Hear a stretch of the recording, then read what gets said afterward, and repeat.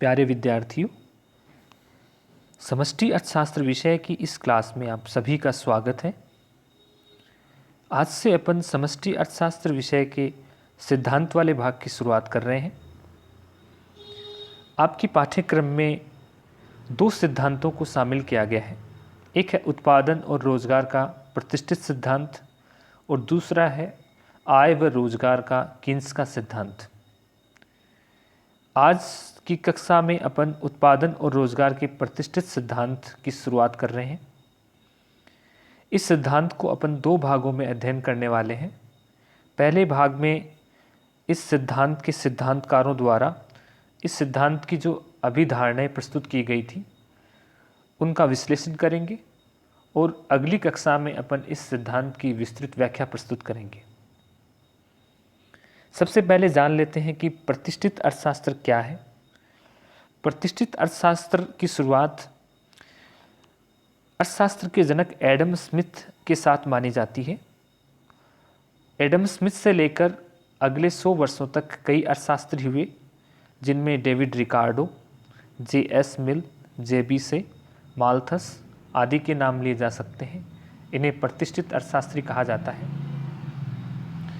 यद्यपि कुछ अर्थशास्त्री अल्फ्रेड मार्शल और आर्थर सेसिल पीगू का नाम भी इन अर्थशास्त्रियों में शामिल करते हैं, लेकिन आधुनिक आर्थिक साहित्य में इन अर्थशास्त्रियों को नव प्रतिष्ठित अर्थशास्त्री कहा जाता है। इन प्रतिष्ठित अर्थशास्त्रियों ने समय समय पर समष्टिगत आर्थिक चरों के बारे में अपने विचार प्रस्तुत किए थे और इन विचारों के आधार पर इस सिद्धांत का प्रतिपादन किया गया है। यद्यपि इन अर्थशास्त्रियों के द्वारा कोई व्यवस्थित या सुसंगत सिद्धांत प्रस्तुत नहीं किया गया, लेकिन समय समय पर प्रकट किए गए इनके विचारों को आधुनिक अर्थशास्त्रियों के द्वारा संगठित और पुनः संरचित किया गया और उत्पादन और रोजगार का सिद्धांत प्रस्तुत किया गया। इन आधुनिक अर्थशास्त्रियों में प्रमुख नाम है गार्डनर एक्ले का। कुछ अन्य अर्थशास्त्री भी इनमें शामिल हैं, जिन्होंने इनके विचारों को संगठित करके इस सिद्धांत को प्रस्तुत या प्रतिपादित किया। इन अर्थशास्त्रियों के द्वारा समष्टिगत आर्थिक चरों पर या इस सिद्धांत के बारे में कुछ अभिधारणाएं प्रस्तुत की गई। आज की कक्षा में इन अभिधारणाओं का विश्लेषण कर रहे हैं। सबसे पहली जो अभिधारणा है वो है अर्थव्यवस्था में सदैव पूर्ण रोजगार की स्थिति रहती है।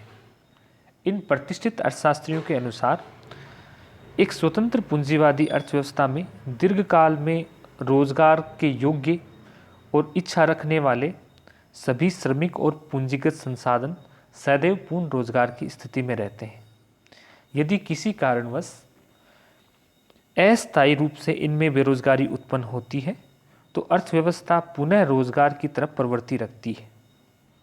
यहाँ पर इन्होंने माना है कि अर्थव्यवस्था में किसी भी प्रकार का एक्सटर्नल और गवर्नमेंट इंटरफेरेंस नहीं होता है। इन अर्थशास्त्रियों के अनुसार पूर्ण रोजगार का मतलब ये कतई नहीं है कि सभी संसाधन रोजगार में होते हैं। अर्थव्यवस्था में कुछ संसाधन ऐसे होते हैं जो प्रचलित मजदूरी दर पर काम नहीं करना चाहते या कार्य के बदले उस प्रचलित मजदूरी दर पर वो आराम को प्राथमिकता देते हैं। ऐसे मजदूरों को स्वैच्छिक रूप से बेरोजगार कहा जा सकता है।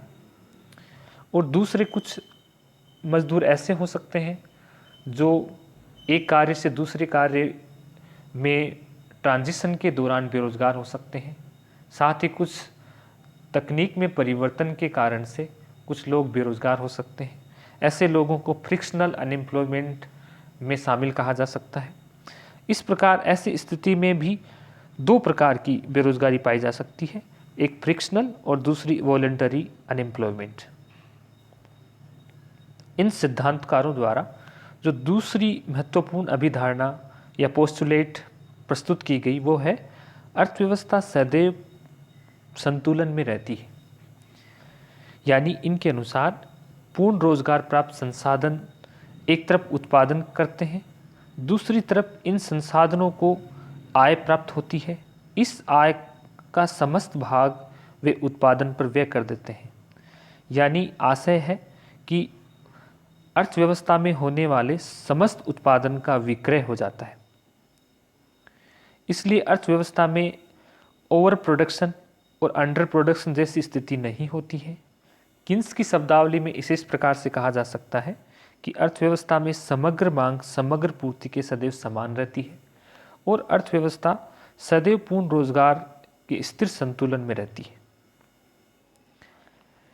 एडम स्मिथ ने जैसा कि माना कि लेसेस फेयर या अहस्तक्षेपवादी नीति अर्थव्यवस्थाओं में पाई जाती है, जो कि एक आदर्श स्थिति मानी जाती है। इस स्थिति में अर्थव्यवस्था में किसी भी प्रकार का एक्सटर्नल या गवर्नमेंट इंटरफेरेंस नहीं होता, यानी मांग और पूर्ति की शक्तियाँ स्वतंत्र रूप से कार्य करती हैं। और ऐसी अर्थव्यवस्थाओं में यदि असंतुलन पैदा होता है तो इन बाजार शक्तियों के द्वारा उसे स्वतः समाप्त कर दिया जाता है। एक अन्य महत्वपूर्ण अभिधारणा इन्होंने मानी मुद्रा के बारे में, यानी इन्होंने कहा मनी डजंट मैटर, यानी मनी एक वेल है, एक आवरण है और मुद्रा एक फैसिलिटेटर के रूप में कार्य करती है। और अर्थव्यवस्था में केवल मुद्रा का एक ही कार्य है, वो है विनिमय के माध्यम या लेन देन के उद्देश्य से कार्य करना। इस तरह अर्थव्यवस्था में मुद्रा है वो अर्थव्यवस्था के वास्तविक चरों जैसे राष्ट्रीय उत्पादन और रोजगार को प्रभावित नहीं करती है। इन अर्थशास्त्रियों ने अर्थव्यवस्था के मौद्रिक क्षेत्र और वास्तविक क्षेत्र को भिन्न भिन्न माना है, जो परस्पर एक दूसरे को प्रभावित नहीं करते हैं। इन अभिधारणाओं को संक्षेप में अपन निम्न रूप से प्रस्तुत कर सकते हैं। इन अर्थशास्त्रियों के अनुसार प्रतिष्ठित अर्थशास्त्र के विचार में अहस्तक्षेपवादी नीति यानी लेसेस फेयर पर आधारित अर्थव्यवस्था दीर्घकाल में सदैव संतुलन में रहते हुए पूर्ण रोजगार पर रहती है। ऐसी अर्थव्यवस्थाओं में स्वतंत्र बाजार मैकेनिज्म यानी मांग और पूर्ति की स्वतंत्र शक्तियों के अधीन सदैव संसाधनों का अनुकूलतम आवंटन होता है। अनुकूलतम आवंटन का तात्पर्य है कि साधनों की सीमांत उत्पादकता सभी क्षेत्रों में समरूप होती है, यानी सभी साधन एक दूसरे क्षेत्र में ट्रांसफर नहीं होते, क्योंकि सभी की जो उत्पादकता होती है वो समरूप होती है। समस्त श्रम शक्ति प्रचलित मजदूरी दर पर पूर्ण रोजगार में होती है और वास्तविक उत्पादन जो होता है वो संभावित उत्पादन के समान होता है। इसलिए अर्थव्यवस्था में न तो अति उत्पादन की समस्या होती है, न ही अल्प उत्पादन की समस्या होती है, यानी समग्र मांग और समग्र पूर्ति में किसी भी प्रकार का असंतुलन यहाँ देखने को नहीं मिलता है। यदि अर्थव्यवस्था में किसी प्रकार का असंतुलन पैदा होता है तो वह एक अस्थायी असंतुलन होगा, जिसे एडम स्मिथ के शब्दों में अदृश्य हाथ के माध्यम से मांग और पूर्ति की शक्तियों के द्वारा पुनः संतुलन में लाया जाता है। इस प्रकार इन अभिधारणाओं को आधार बनाते हुए आधुनिक अर्थशास्त्रियों द्वारा एक उत्पादन और रोजगार का प्रतिष्ठित सिद्धांत प्रस्तुत किया गया है।